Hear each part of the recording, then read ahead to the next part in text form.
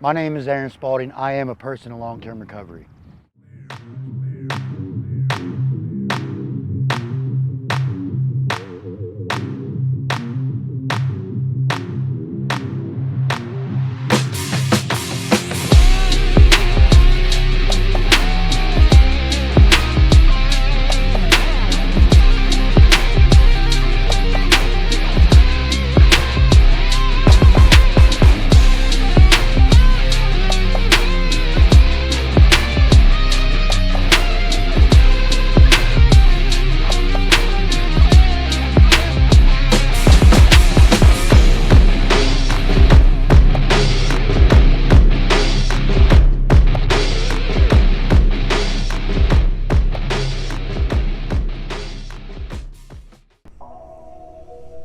Hey, Mike DeLeon on the road to recovery from Indiana. And I'm so grateful to have a chance tonight to share a story of an incredible guy, Aaron Spaulding. If you don't know him, you should. If you don't know him, you will. Aaron is an incredible guy from Indiana, making a huge difference in the lives of many people. What a story, what a passion for helping other people. The Recovery Army, and we're on the road to recovery in Indiana with Aaron Spaulding. I was born in Cincinnati, Ohio, raised in northern Kentucky. Had a good family, mom, dad, brother, and sister. Grew up in a small community on the outskirts of town. No issues as a child. There wasn't no childhood trauma, no determining factors that pushed me or persuaded me to the choices that I made. I made a choice to start drinking, to start smoking pot, hanging out with the people that was doing those things. Because I did so thinking that I was fitting in. I did so thinking I was being cool. I did so thinking that it was something that was normal. So all this I thought was normal, and I started making these decisions that I thought were normal. As I did so, everything that was normal in my life started to be taken from me. Morals and values started dropping one by one. The relationship with my family, church, my education, school, sports, everything that I loved was slowly fading from my life because of the one choice that I made. But as I hurt my knee, that's when things really started to go downhill. Because by that point, I found another drug that I hadn't really been susceptible to yet, that I haven't really tried, and that was opioid medication. And eventually when that ran out, I did what I had to do to keep it going. I didn't want to feel that sickness. I was so addicted to the medication I was prescribed, I went out and started getting it on my own. I couldn't afford it. I started getting it through criminal activity. Started selling drugs more. Started stealing. Started coming up with scams, schemes, plots, whatever I could do to get my next fix. And at that time, through my addiction, I got angry, I got resentful. And again, I didn't know how to deal with my emotions because men wasn't allowed to have them. So I dug deeper into drugs, deeper into one substance after another. And like I said, one was never enough, one substance. I had to put this on top of that, on top of this, while partying, while running, and then all the criminal activity I did to fulfill that. So things spiraled fast. I'm angry, I'm resentful, I'm not dealing with things, not processing things the way I should. And I get real deep into the criminal side of this. And it started affecting my business, started being integrated into my business. The criminal activity, things that I was doing, things started to get real bad. October 10th, 2006, when I was awoken on my mom's couch to 5 armed men at gunpoint, coming into my house for a home invasion. Woke up with a pistol against my head on my mom's couch in Aurora, Indiana. I brought that into my mom's house, and it wasn't the first time I brought them into their house. Not long after that, her door got kicked in because of my actions. Within a year later, I was set up on a controlled buy. I get arrested, and it's really the part that my path to recovery started. There was a break in the cycle that I needed.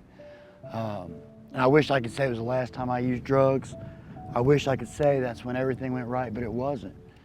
I broke the cycle, but I didn't change my mindset. I didn't change my thinking. I went to prison and quickly assimilated to my surroundings. I did the things that I've always done. You know, I got around the movers and the shakers. I got around the people that were doing things within the prison. I got around the drugs. I got around the violence. And very soon I was wrapped up in the gangs. And that's what the next years of my life in there. Bad decision, violence, you know, things I'm ashamed of, things that I've done that I can never take back. I've hurt people, harmed people. And it was years of that. And it all came to the point when God did something for me that I couldn't do for myself. December 10th, 2010, I woke up to facility-wide lockdown at the place I was at. And I hear a lot of commotion going on in the room next door to me. And immediately I think, you know, they're shaking them down.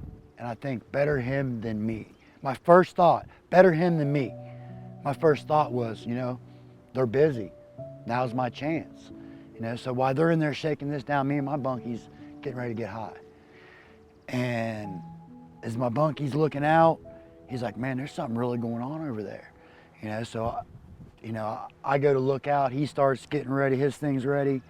And I see the medical staff coming in. And I see the superintendent walk up, the warden. I'm like, man, something's really wrong over there. And before I know it, I see a stretcher come out. You know, this is a guy that I associated with daily, that I used with daily. I'd say friend, but at that point in addiction, we don't have friends. You know, we have people we can gain from, give to, that's it, you know, associates. But I dealt with him every day, and I see the stretcher come out in a body bag. And again, one of the sickest thoughts I've ever had, my first thought in my mind was I had to have that dope, because I knew that's what it was. I knew that's why he was in that body bag. And you know, that's all I thought about. I'm waiting for these doors to pop. I'm waiting for the lockdown to go so I can get out in that yard and get that dope. That's disgusting. But that's what I did. So as soon as the lockdown ended, I was out on the yard doing everything I could to get that same dope that killed the guy I know. And you know, I went out time and time again, multiple times that day. Got some, wasn't it? Got some, wasn't it? Finally found out where it came from, got it. I was back in the dorm that night after I used it. As I'm laying there that night again, when we're locked down for the night, you know, it all starts to hit me. December 10th, 2010. I wish again I could say that was the last time I used anything, but it wasn't. But that was the last time that I used heroin. After that, I started removing myself from the people I was associating with on a daily basis. You know, I tried to better my life in any ways I could. I read more, I went to meetings, I started going to church. I started doing positive things while I was in there. Again though, I still had that criminal mindset, that criminal thinking, so I'm still involved in some of the things I'm involved in. And on one hand, trying to change my life, but on one hand, I'm not. I make it out of prison, I get out, I start going to meetings. I start doing the things that I need to do, but I'm doing it for the wrong reasons at this time. I'm doing it because the probation officer wants to, because I have to, because I need that paper signed. So I'm not open-minded, I'm not willing, I'm not listening, and I'm really not participating while I'm in there. And so the first hardship comes, I go back to what I know. I made it probably 3 years almost outside the prison door and started heading right back to where I was going. You know, my mind told me, you can go back to the doctor, it'll be okay. You're not using because it's the doctor, it's from the prescription, it's cool. And it wasn't cool, you know, because from that, my mind goes somewhere else because that addictive mentality I have. One's never enough, you know. My favorite drug is more, and that's what I'm gonna do. So how it goes, it starts progressing and starts progressing. And luckily, by the grace of God, I was called in for a random drop from my probation officer. And it saved me before things got completely out of control again. Luckily, got another chance, and I went to that first meeting. And for the first time, I walked into a meeting, and I wanted to hear what was there. You know, I wanted to see what was there. It wasn't about just getting a paper signed that time. And as crazy as it was, when I went in there and listened, I heard something. and things I never heard before because I never listened. Things I never seen before because I never looked around. And I remember plain as day, the first thing that I heard that stuck with me this whole time in that meeting was no feeling is permanent. And feelings was always crushed me, emotions. And I thought about it like, you know what? Tomorrow's a new day, no matter what. And I've let that stick with me this whole time. I go to another meeting and I see a guy from my past. And I had a big thing that was always, you don't know me, you don't know what I've been through, you ain't done the things that I've done. But this guy had. And I seen the hope in his eyes. I seen he was truly happy. He starts talking to me about recovery, talking about meetings that they're running, and starts talking about the things that he's doing within the community. And I'm looking at him like, man, I've known you, and that's what you do? And that's what makes you happy? He's like, yeah, come check it out. So I start going to these meetings, cognitive behavior therapy. If you guys don't know about that, check that out. That has saved my life. That's one of the major things in my recovery, CBT. I start going to these meetings, and the people that facilitated it was part of a nonprofit organization, One Voice. And they were doing things in the community, and it caught my eyes, it caught my ears, it opened my eyes. Like, all the bad that I've done, here's my chance to give back. Hey Aaron, I'm grateful that you're spending time with Steered Straight. I'm glad to have you on the Recovery Army. I really appreciate you, being a part of this mission and working so hard and sharing your story and your hope and your inspiration with other people. This is an important thing to come together and all work hand in hand, speaking with one voice, walking in unison for recovery. Because right now there's a lot of people suffering, families suffering. But there's a lot of people in recovery, and addiction is something that can and is being overcome. On the road to recovery, please share your story. Reach out and help us help others.